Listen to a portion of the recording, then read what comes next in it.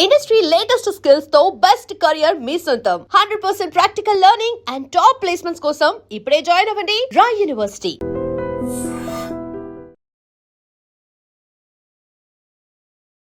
Hi guys, welcome to iDream secrets of healthy life style with చాణక్యలో. ఈరోజు మనం మాట్లాడుకోబోయే topic ఏంటంటే, ఈ టాపిక్ వినడానికి కూడా చాలామంది అంటే డిస్కస్ చేయడానికి కూడా అయ్యో ఏంటిది అని చెప్పేసి ఒక భూతంలా చూసింది. అదేంటో కాదు, హెచ్ఐవి అండ్ ఎయిడ్స్. మరి ఈ హెచ్ఐవి వైరస్ గురించి మనం ఇంకా తెలుసుకోవాల్సినది ఉంది. టెక్నాలజీ ఎలా అయితే డెవలప్ అవుతూ వెళ్తూ ఉంటుందో, అలాగే ఈ వైరస్ల విషయంలో కూడా మరి పరిస్థితులకు తగ్గట్టు ఈ వైరస్ అనేది కూడా దాన్ని మార్పు చెందుతూ మరి ముందుకెళ్తూ ఉంది. 25 సంవత్సరాల క్రితం ఉన్న ఆ రోజుల్లో ఉన్న హెచ్ఐవికి ఇప్పుడు ప్రజెంట్ ఉన్న హెచ్ఐవికి ఎంత మార్పు వచ్చింది. దాంతోపాటు కూడా ఇలాంటి మెయిన్ టాపిక్ మీద మన తెలుగు పర్సన్ మరి అంతర్జాతీయ సదస్సులలో కూడా పాల్గొని హెచ్ఐవి గురించి ఎన్నో జర్నల్లో కూడా మరి అయితే తన వ్యాసాన్ని కూడా ప్రచురించిన పర్సన్ ఆయన ఎవరో కాదు, యనమందల మురళీకృష్ణ గారు, మొదటి హెచ్ఐవి ఫిజిషియన్ అనమాట. ఆయనతో ఈరోజు ఈ టాపిక్ గురించి మాట్లాడదాం. దీంతోపాటు కరోనా వైరస్ వల్ల గుండె వ్యాధి వస్తూ ఉంది. మరి ఆ వ్యాధిని మనం తప్పించుకోవాలంటే ఎలాంటి మందులు వాడితే బెటర్ అనే దాని గురించి కూడా ఎంతోమందికి అవగాహన అనేది కూడా ఇచ్చిన పర్సన్. మరి ఆయనతో మాట్లాడదాం, బోల్డ్ అనే విషయాలు అనేది కూడా ఆయన మాటల ద్వారా తెలుసుకుందాం. Hi sir. నమస్తే సార్. నమస్తే అండి. యనమదల మురళీకృష్ణ గారు అనేటప్పటికీ హెచ్ఐవి దాని గురించైనా, ఎయిడ్స్ గురించైనా అండ్ లేటర్ కోవిడ్కి సంబంధించిన మీరు ఇలా ఎన్నో సంవత్సరాలుగా పోరాటం చేస్తూ ఎంతోమందిలో అవగాహన అనేది ఇస్తూ మరి ముందుకెళ్తున్నారు కదా సార్. సార్, ఎందుకు మెయిన్గా ఈ టాపిక్ మీదే ప్రత్యేకంగా మీరు ఒక ఫస్ట్ హెచ్ఐవి ఫిజిషియన్ అవ్వాలని అనుకున్నారు? 1997లో నేను ఎండి మైక్రోబయాలజీ కాకినాడ రంగరాయ మెడికల్ కాలేజీలో జాయిన్ అయ్యాను. సార్, సో అప్పుడు మా డిపార్ట్మెంట్కి నేషనల్ సర్వేలెన్స్ ప్రోగ్రాము ఒక ప్రాజెక్ట్ వచ్చింది. అంటే గర్భిణీ స్త్రీల్లో హెచ్ఐవి ఏ మేరకు ఉంది అనేటువంటి అంచనా వేయడానికి. అప్పుడు హెచ్ఐవి అనేటువంటిది ఇంకా దేశంలో ఎవరికి పెద్దగా తెలియని విషయం. భారత ప్రభుత్వం ఈ సమస్య ఎంత మేరకు ఉంది, ఇది భారతదేశానికి ఎంత పెద్ద సమస్య కాబోతుంది, అసలు ప్రజల్లో ఏ మేరకు ఉంది ఈ జబ్బు అనేటువంటిది అంచనా వేయడానికి గర్భిణీ స్త్రీలలో ఒక సర్వే చేశారనమాట. రక్త పరీక్షలు చేశారు. అది కేవలం డేటా కోసం చేసింది, ఎట్లా ఉందని తెలుసుకోవడం కోసం. అప్పుడు చేసినప్పుడు నాకేం అర్థమైందంటే 1.6%, అంటే 1000 మంది గర్భిణీలు పరీక్ష చేస్తే అందులో 16 మంది హెచ్ఐవి పాజిటివ్ తేలారు. సో అప్పటికి ఆఫ్రికా దేశాల్లో ఎయిడ్స్ అనేటువంటిది విధ్వంసం సృష్టించేసింది. సహారా ఎడారి దిగువన ఉన్నటువంటి కొన్ని దేశాల్లో 1/3 ఆఫ్ అడల్ట్ పాపులేషన్, అంటే ముగ్గురులో ఒకరు పెద్దలు ఎయిడ్స్ జబ్బు బారిన పడి కునారిల్లిపోయి చనిపోయి అనారోగ్యాల పాలై ఒక తరం అంతరించిపోయింది. కేవలం వృద్ధులు, తర్వాత యంగ్స్టర్స్, పిల్లలు మాత్రమే మిగిలారన్నమాట. చాలా ఆయా దేశాలు మట్టి కుట్టుకుపోయాయి.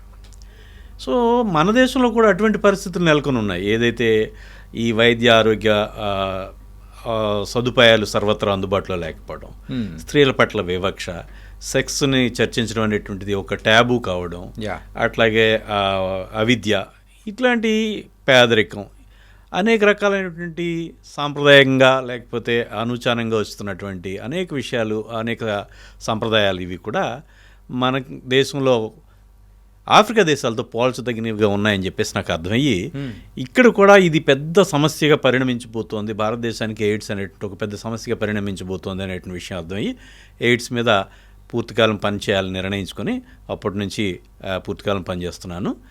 2000 సంవత్సరంలో నా ఎండి పూర్తయిన తర్వాత ఉమ్మడి ఆంధ్రప్రదేశ్లో మొట్టమొదటి ఎక్స్క్లూజివ్ హెచ్ఐవి ఫిజిషియన్గా కాకినాడలో నేను నా వైద్య కెరీర్ ప్రారంభించాను. సరే, ఇప్పటి వరకు బోల్డ్ అని వ్యాసాలు రాశారు, ఎంతోమందికి అవగాహన అనేది కూడా ఇస్తూ మరి ముందుకెళ్తున్నారు. ఇప్పుడంటే పర్లేదు, కానీ మీరు స్టార్ట్ చేసిన రోజుల్లో అయితే మీరు ఒకటి చెప్పారు చూసారా, హెచ్ఐవి అనేటప్పటికి అదొక పెద్ద భూతం.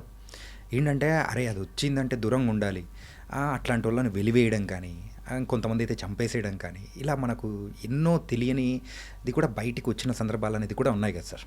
సో అట్లాంటి టైంలో మీరు చూసిన వన్ ఆఫ్ ద కేస్ మిమ్మల్ని కదిలించింది ఏంటి సార్? నిజానికి నేను ప్రాక్టీస్ ప్రారంభించే నాటికి ఏ డాక్టర్ కూడా, క్షమించాలి నా ప్రొఫెషనల్ కొలీగ్స్, హెచ్ఐవి స్టేటస్ తెలిసిన తర్వాత పేషెంట్ని నేరుగా గ్లోవ్స్ లేకుండా ముట్టుకున్న వాళ్ళు ఎవరు లేరు. ఓకే. నా పేషెంట్ని నేరుగా ముట్టుకుని వైద్యం పరీక్షిస్తూ ఉంటే వాళ్ళు చాలా ఆశ్చర్యపోయారు. సార్ అని, ఏమంటే ఇప్పటివరకు మాకు ఈ జబ్బు అని తెలిసిన తర్వాత ఎవరు ముట్టుకున్న వాళ్ళు లేరు సార్ అని. సో అటువంటి పరిస్థితుల్లో వెలివేసేయటం. గ్రామాల్లో కొన్ని చోట్ల ఊరు చివరిలో చిన్న ఒక గుడిసె వేసుకుని ఉండడం, అక్కడే ఏదో అలా చనిపోవడాలు ఇది జరిగినాయి. తొలినాడులో చాలా దారుణమైన పరిస్థితి వచ్చేది. ఒకసారి ఇవాళ రోజున ఎట్లా ఉంది అప్పుడు ఎలా ఉందని ఒకసారి పోల్చి చూసుకుంటే చాలా చాలా విచిత్రంగా అసలు ఊహించలేనంత మార్పు వచ్చింది. నేను ప్రాక్టీస్ పెట్టిన తొలినాళ్లలో యావరేజ్ ఒక 25 నుంచి 35 కేజీస్ ఉండేవారు, అడల్ట్ మేల్ అడల్ట్ ఫీమేల్స్. 35 కిలోల బరువు లేదా 25 కిలోల బరువు, నా దగ్గర 20 కిలోల బరువుతో వచ్చిన మేల్స్ కూడా ఉన్నారన్నమాట, పెద్దవాళ్ళు. ఈ జబ్బుతో అంటే ఎముకలు గూడు తప్ప ఇంకేమీ లేదు. సో అటువంటి పరిస్థితుల్లో ఇవాళకు వచ్చేటప్పటికి పూర్తి ఆరోగ్యంగా చక్కగా మిగతా వాళ్ళలాగే వాళ్ళకి జబ్బు ఉందన్న విషయమే ఎవరికి అర్థం కాని విషయంలో పరిస్థితుల్లో ఇవాళ రోజులు మారాయి. సో అటువంటి పరిస్థితుల్లో వాళ్ళకి భరోసా నింపడానికి నాకు చేతనైనటువంటి, నాకు అవకాశం ఉన్నటువంటి ప్రతి వేదికని ఉపయోగించుకున్నాను, మీడియాను ఉపయోగించుకున్నాను, పత్రికల్లో విపరీతంగా వ్యాసాలు రాశాను. మా జిల్లాకు సంబంధించి ఆ కలెక్టర్ గారు అప్పట్లో డిడి వయోజన విద్యకు సంబంధించి వాళ్ళ ప్రత్యేకమైన పాంప్లెట్లు, ప్రత్యేకమైన లేఖలు ప్రచురించారు. అట్లాగే రాష్ట్ర వ్యాప్తంగా అన్ని జిల్లాలు కూడా పంపించి చేశాను. అట్లానే 2000 సంవత్సరంలో నా ఎండి అయిన తర్వాత ఎయిడ్స్ అనేటువంటి పుస్తకాన్ని తెలుగులో ప్రచురించాను. అది ఆ రోజుల్లో ప్రామాణికమైనటువంటి ఎవరైతే రిసోర్స్ పర్సన్స్ ఉంటారో 8th, 9th, 10th పిల్లలకి బయాలజీ టీచర్లు ఎయిడ్స్ మీద అవగాహన కల్పించడానికి క్లాసులు చెప్పేవారు. వాళ్ళందరూ కూడా ఈ నా పుస్తకాన్ని ఒక ప్రామాణిక గ్రంథంగా ఉపయోగించుకున్నారు. ఒక 7-8 ఏళ్లలో ఒక 10,000 కాపీల మేరకు వాటిని ప్రింట్ చేయగలిగాం. సో నేను ప్రభుత్వ వ్యవస్థల తర్వాత ఎయిడ్స్కి సంబంధించి ప్రజల్లో విపరీతమైన అవగాహన కల్పించింది నేనే అని సంతోషంగా ఒకంత గర్వంతో చెప్పుకోగలుగుతాను. అలాగే ఇంటర్నేషనల్ లెవెల్లో కూడా సో మొదటి తెలుగు పర్సన్గా మీరు అక్కడ ఇంటర్నేషనల్ వేదికల్లో కూడా వెళ్ళి మరి దాని గురించి చెప్పడం కానీ అండ్ 2 డ్రగ్ కాంబినేషన్ అనేది కూడా చెప్పే విధానం అనేది కూడా మీ నుంచే మొదలుపెట్టారు. సో ఇది ఎట్లా స్టార్ట్ అయింది సార్? దీనికంటే ముందు నేను 2000 సంవత్సరంలో 13వ అంతర్జాతీయ ఎయిడ్స్ సదస్సు డర్బన్, సౌత్ ఆఫ్రికాలో జరిగింది. దానికి సంబంధించి నేను ఎండిలో నా థీసిస్ డిజర్టేషను సైద్ధాంత వ్యాసం అనేటువంటిది ఎండిలో భాగంగానే చేసిన పరిశోధనని ఒక పరిశోధన పత్రాన్ని నేను వారికి నివేదించాను. అదేంటంటే టీబీ, హెచ్ఐవి సోకినటువంటి రోగుల్లో, హెచ్ఐవి వ్యాధిగ్రస్తుల్లో టీబీ సోకిన వాళ్ళల్లో ఒక తేలికపాటి చౌకైనటువంటి సర్వత్రా అందుబాటులో ఉన్నటువంటి పరీక్షని చేసి వాళ్ళ యొక్క జబ్బు యొక్క తీవ్రతని గుర్తించవచ్చు అనేటువంటిది. అంటే మనం చిన్నపిల్లల్లోనూ కొన్నిసార్లు పెద్దవాళ్ళలో కూడా టీబీ ఉందా లేదా అని చూడడానికి టీకా పరీక్ష చేస్తూ ఉంటాం. ట్యూబర్క్లిన్ టెస్ట్, దాన్ని MON2 టెస్ట్ అని కూడా అంటాం. సో ఈ MON2 టెస్ట్ అనేటువంటిది టీబీ ఉందా లేదా అంటే చిన్నపిల్లలు చేయడానికి ఒక పొక్కుని చూస్తాం అనమాట. ఇంజెక్షన్ టీకా చేస్తే 48 గంటల తర్వాత 10 మిల్లీమీటర్ల కంటే ఎక్కువ పొక్కు వస్తే కనుక దాన్ని ఒక టీబీ ఉన్నట్టుగా పరిగణిస్తాం. సో నేను ఏం చేశానంటే భారతదేశంతో సహా అన్ని వర్ధమాన పేద దేశాల్లో టీబీ అనేటువంటిది హెచ్ఐవి రోగుల్లో ప్రధానమైన సమస్య. 100కి 60-70 అంతకు మించి కూడా హెచ్ఐవి రోగులు 60-70 మంది ఈ టీబీ బారిన పడుతూ ఉంటారు. ఇది హెచ్ఐవితో పాటు టీబీ. హెచ్ఐవి అనేటువంటిది దాని అంతటది ఏమీ చేయదు. హెచ్ఐవి మూలంగా వ్యాధి నిరోధక శక్తి బాగా తగ్గిపోతుంది. CD4 లింఫోసైట్స్ అంటాం. ఆ కౌంట్ అనేటువంటిది బాగా తగ్గిపోవడం వల్ల అది వ్యాధి నిరోధక శక్తిలో కీలకమైనటువంటి పాత్ర వహిస్తూ ఉంటుంది. ఆ కౌంట్ బాగా తగ్గిపోయినప్పుడు, CD4 లింఫోసైట్స్ యొక్క సంఖ్య బాగా తగ్గిపోయినప్పుడు ఈ మనిషి, ఈ ఎయిడ్స్కి, హెచ్ఐవికి గురైనటువంటి వ్యక్తి, హెచ్ఐవి సోకిన వ్యక్తి తన చుట్టూ ఉన్నటువంటి వివిధ అనేకమైనటువంటి అంటువ్యాధులు, సాంక్రమిక వ్యాధులకి గురవుతాడు. ఓకే. సో దాన్ని ఎయిడ్స్గా పరిగణిస్తాం. ఎప్పుడైతే హెచ్ఐవి సోకినటువంటి వ్యక్తి యొక్క CD4 లింఫోసైట్ సంఖ్య బాగా క్రిటికల్ లెవెల్కి తగ్గిపోయి, అప్పట్లో 200 చెప్పేవారు, అప్పుడు అతను ఏదైనా ఒక ప్రాణాంతకమైనటువంటి ఒక ఎయిడ్స్ డిఫైనింగ్ కండిషన్స్ కొన్ని ఉన్నాయి. వాటిలో ఏదైనా ఒక జబ్బుకి గురైతే కనుక దాన్ని ఎయిడ్స్ కింద భావిస్తాం అన్నమాట. ఎయిడ్స్ అనేటువంటిది హెచ్ఐవి వ్యాధి యొక్క బాగా ముందుకెళ్ళిన ముదిరిపోయినటువంటి దశ అని అనుకోవచ్చు అనమాట. సో ఇప్పుడు ఏమవుతుందంటే ఈ టీబీ జబ్బుకి, ఈ హెచ్ఐవి టీబీ అనేటువంటిది కామన్ కాబట్టి హెచ్ఐవిలో, సో ఈ పేషెంట్లకి, టీబీ నిర్ధారించినటువంటి పేషెంట్లకి ఈ పరీక్ష చేశాను. ఏది? ఈ ట్యూబర్క్లిన్ టెస్ట్ లేదా MON2 టెస్ట్. వీళ్ళల్లో ఏమైందంటే 10 మిల్లీమీటర్ల కంటే ఎక్కువ ఉన్న పొక్కు వచ్చిన వాళ్ళు దీర్ఘకాలం బతుకుతున్నారు, తక్కువ కాలం హాస్పిటల్లో ఉండి వెళ్ళిపోతున్నారు. వీళ్ళందరూ హాస్పిటల్లో ఉన్న పేషెంట్ల మధ్య చేశాను నేను. అట్లనే 5 నుంచి 10 మిల్లీమీటర్ల పొక్కు ఉన్న వాళ్ళు ఎక్కువ కాలం హాస్పిటల్లో ఉండి కొంతమంది చనిపోతున్నారు, కొంతమంది కోలుకుని ఇంటికి వెళ్తున్నారు. 5 మిల్లీమీటర్ల కంటే తక్కువ లేదా మొత్తంగా పొక్కే రానటువంటి పేషెంట్లలో వాళ్ళు ఎక్కువ మంది చచ్చిపోతున్నారు. సో అంటే ఏంటంటే ఈ పొక్కు రావడం అనేటువంటిది CD4 లింఫోసైట్స్కి సంబంధించి దాని మీద ఆధారపడి ఉంటుందన్నమాట. నేనేం చెప్పానంటే HIV TB రోగుల్లో వ్యాధి ఎయిడ్స్ యొక్క తీవ్రతను అంచనా వేయడానికి, HIV వ్యాధి యొక్క తీవ్రతను అంచనా వేయడానికి ఈ మాంటూ టెస్ట్ను ఉపయోగించవచ్చు ఒక సరోగేట్ మార్కర్గా, ఒక ప్రత్యామ్నాయ మార్గంగా అనేటువంటిది నేను చెప్పాను అనమాట. అంటే ఏంటి, ఒక జబ్బు ఏదైతే టీబీ జబ్బుని నిర్ధారణకు ఉపయోగించేటువంటి పరీక్షని టీబీ సోకినటువంటి HIV రోగులలో HIV యొక్క తీవ్రతని మనం చూడడానికి చెప్తున్నాను అనమాట. అంటే ఇది పారాడిమ్ షిఫ్ట్ అనమాట, ఆలోచనే మొత్తంగా డిఫరెంట్ అనమాట. అది 13వ అంతర్జాతీయ ఎయిడ్స్ సదస్సు డర్బన్లో జరిగింది 2000 సంవత్సరంలో. ప్రపంచవ్యాప్తంగా ఒక 5000 అబ్స్ట్రాక్ట్స్ వచ్చినాయి, పరిశోధన సారాంశాలు. 5000లో 25 అవుట్ స్టాండింగ్ అబ్స్ట్రాక్ట్స్ని సదస్సు ముగిసిన తర్వాత మెడ్స్కేప్ అనేటువంటి ఒక అతిపెద్ద మెడికల్ జర్నల్ పబ్లిష్ చేశారు. అందులో ఈ 25లో 10 టీబీ మీద వేస్తే, అంటే టీబీ ఎప్పుడు కూడా ప్రధానమైంది, 25లో 10 టీబీ మీద వేస్తారు ఒక్క జబ్బు మీద. 8 ఆఫ్రికా ఖండం నుంచి వచ్చింది, ఒకటి అమెరికా నుంచి వచ్చింది, ఇంకోటి నాది. సో ఆ రోజునే మొట్టమొదట రావడమే అంత అలా బిగ్ బ్యాంగ్ తోటే నేను రావడం జరిగింది. సో తర్వాత 2000 సంవత్సరంలో మొదటి నుంచి నాకేమని ఉండేదంటే ఏదో ఒక MD చేసుకుని మా ఊరు వెళ్ళిపోయి ఎవరో ఒకరి దగ్గర ఒక డాక్టర్, సీనియర్ డాక్టర్ దగ్గర పనిచేసి మా ఊరు వెళ్ళి జనరల్ ప్రాక్టీస్ పెట్టుకుని నర్సింగ్ హోమ్ పెట్టుకోవాలనేటువంటి ఒక ఆలోచన ఉండేది. సరే ఇంత ఎయిడ్స్ మీద అవగాహన చేసుకున్నాను, ఇంత అధ్యయనం చేశాను, ఇంత తెలుసు, ఇంకే మా ఊరు వెళ్ళి ఏం చేస్తాననే ఉద్దేశంతో కాకినాడలోనే మొట్టమొదటి HIV ఎయిడ్స్ క్లినిక్ని, ఎక్స్క్లూజివ్ క్లినిక్ని ప్రారంభించాను అనమాట. సో ఆ రోజున నిజానికి వారానికి 2-3 పేషెంట్లు వచ్చేవారు. ఓకే, అలాంటి పరిస్థితి నుంచి ఇవాళ అంటే ప్రతిరోజు ఒకటి కొత్త పేషెంట్ వస్తూ ఉంటారు, అంత అలా తీసుకొచ్చాను. సో ఈ ఎయిడ్స్లో నా యొక్క నైపుణ్యాన్ని, నా యొక్క అవగాహనని ఈ రకంగా తెలుగు ప్రజలకి నన్ను చేరినటువంటి తెలుగు ప్రజల బాగుకి ఉపయోగిస్తున్నాను. సరే, ప్రజెంట్ ఆ రోజుల్లో ఉన్న హెచ్ఐవికి ఇప్పుడున్న ప్రజెంట్ జనరేషన్స్లో ఇప్పుడు ఎవల్యూషన్ ఏదైనా అవుతూ వెళ్తూ ఉంది. ఏదైనా అంటే మన టెక్నాలజీలో ఎంత ఎవల్యూషన్ అవుతుందో ఆ వచ్చే వైరస్లో అయినా కానీ, ఆ రోగాల్లో అయినా కానీ అప్డేట్ అనేది మనం చూస్తున్నాం. ఈ హెచ్ఐవికి సంబంధించి కూడా ఏమన్నా అప్డేట్స్ ఏమైనా ఉన్నాయా సార్? ఇప్పుడు పరిణామం ఏదైనా మార్పు అనేటువంటిది జీవనానికి సంబంధించి సహజమైనటువంటి క్రియ. సో పరిణామం అనేటువంటిది చాలామంది అనుకుంటూ ఉంటారు బలహీనపడిపోవడం అలా అనుకున్నారు. చాలామంది HIV ఎయిడ్స్ అనేటువంటి బలహీనపడిపోయింది.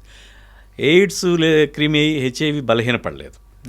ఆ మాటకు వస్తే ఏవైనా క్రిములు మనకి బలహీనపడవచ్చు, బలపడవచ్చు. ఉదాహరణకి కోవిడ్ చూసుకోండి, మొదటి వేవ్లో కొంత భయాందోళనలు కలిగించింది.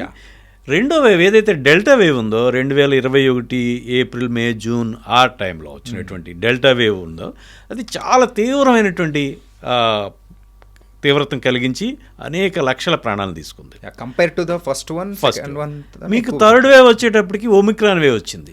2021 నవంబర్ నుంచి ఒమిక్రాన్ వేవ్ వచ్చింది. ఒమిక్రాన్ వేవ్ అనేటువంటిది సాధారణ జలుబులాగా బాగా దాని యొక్క ఉధృతి అనేటువంటి తగ్గిపోయింది.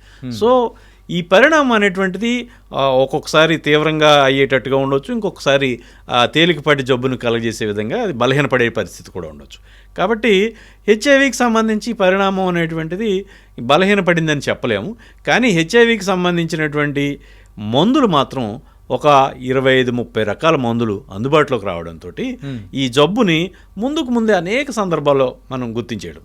ఇవాళ మీరు అడగడానికి ప్రశ్న ఎయిడ్స్ అంత తీవ్రంగా లేదని కానీ, అసలు ఎయిడ్స్ అనేటువంటి ఉందా అనేది కానీ, లేదా HIV బలహీనపడిందా అనేటువంటి ప్రశ్నకి మూలమైన కారణం ఏంటంటే మన మస్తిష్కాల్లో ఏదైతే ముద్రించిపోయి ఉందో, ఒక కంకాళం లాంటి మనిషి, చర్మం బాగా ఎముకల గూడు లాంటి మనిషి, చర్మం అతుక్కుపోయి రకరకాల పుళ్ళు, రకరకాల చర్మ వ్యాధులు, కళ్ళు లోతుకుపోయి కళ్ళల్లోనే ప్రాణం ఉన్నట్టుగా జుత్తు ఊడిపోయి చాలా దారుణమైనటువంటి పరిస్థితులు మనం చూసేవాళ్ళం.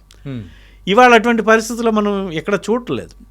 దీనికి ప్రధానమైన కారణం ఏంటంటే వివిధ సందర్భాల్లో పేషెంట్కి ఏదైనా సరే ఒక బాగా తీవ్రమైన జ్వరం వచ్చింది, హెచ్ఐవి టెస్ట్ చేస్తున్నారు. గర్భిణీ స్త్రీ హెచ్ఐవి టెస్ట్ చేస్తున్నారు. తర్వాత ఒక సుఖవ్యాధి వచ్చింది, హెచ్ఐవి టెస్ట్ చేస్తున్నారు. ఏదో ఒక యాక్సిడెంట్ అయింది, హెచ్ఐవి టెస్ట్ చేస్తున్నారు. ఒక ఆపరేషన్కి ముందుకెళ్తున్నారు, హెచ్ఐవి టెస్ట్ చేస్తున్నారు. అట్లాగా హెచ్ఐవి టెస్ట్ని ముందే చేసేసి ముందుగానే హెచ్ఐవి జబ్బు ఉందా లేదా రక్తం డొనేట్ చేయడానికి వెళ్ళారు, రక్తదానం చేయడానికి, అప్పుడు హెచ్ఐవి టెస్ట్ చేస్తారు. ముందే ఈ హెచ్ఐవి అనేటువంటిది గుర్తించేయడం మూలంగా ముందే వైద్యం చేయడం మూలంగా నేను ఏదైతే ముందు చెప్పుకున్నామో ఒక 25-30 కిలోల బరువుతో వచ్చేటువంటి ఆ రోజులు ఇవాళ లేవు. నేనే చూడలేదు. అంటే ముందుగానే డిటెక్ట్ చేయడం అనేది కూడా ఇక్కడ మనకు చాలా వరకు ఆ స్టేజ్కి వెళ్లకుండా ఆపేస్తున్నాం. దాంతోపాటు వైద్యం కూడా మంచి వైద్యం, మంచి మందులు, ఔషధాలు అనేటువంటి అందుబాటులోకి రావడం కూడా ఈ ఎయిడ్స్ యొక్క స్వరూపాన్ని మార్చేసినాయి. మన ప్రజల మనసులో ఉన్నటువంటి ఆ యొక్క పాత చిత్రం ఏదైతే ఉందో అది మనం చూడట్లేదు. కాబట్టి ఎయిడ్స్ అనేటువంటిది లేదేమో అనేటువంటి ఒక అపోహలో జనం ఉన్నారు. ఓకే సార్, అలాగే ఈ హెచ్ఐవి గురించి రీసెంట్ టైమ్స్లో మనం వింటున్నది ఏంటంటే వ్యాక్సిన్స్ వచ్చాయి, సో దాని గురించి అయితే ఇంకా టెన్షన్ పడాల్సిన అవసరం లేదు అని కూడా అంటూ ఉన్నారు. మరి ఈ వ్యాక్సిన్స్ ఎంతవరకు పనిచేస్తుంటాయి సార్? వ్యాక్సిన్ అనేటువంటిది ఒక క్రిమి యొక్క జబ్బును కలుగజేసేటువంటి క్రిమి యొక్క భాగాలను కానీ లేదా క్రిమిని బలహీనపరిచి కానీ ఇవ్వడాన్ని ఇంజెక్షన్ రూపంలో ఇవ్వడాన్ని వ్యాక్సిన్ అంటాం. టీకా వ్యాక్సిన్ అంటాం. అయితే హెచ్ఐవి వ్యాక్సిన్ పరిశోధనలు అనేటువంటివి చాలా గడ్డు పరిస్థితుల్లో ఉన్నాయి.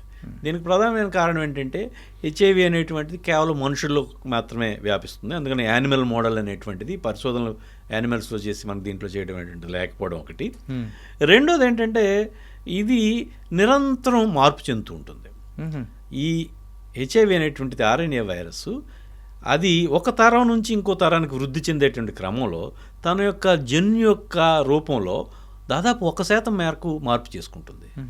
మనిషి యొక్క పరిణామ క్రమంలో దాదాపు 2 మిలియన్ల సంవత్సరాల్లో 20 లక్షల సంవత్సరాల్లో వచ్చేటువంటి మార్పు కాస్త వైరస్సు ఒక 2 సంవత్సరాల్లోనే హెచ్ఐవి 2 సంవత్సరాల్లోనే అంత పెద్ద మార్పును సంతరించుకోగలుగుతుంది.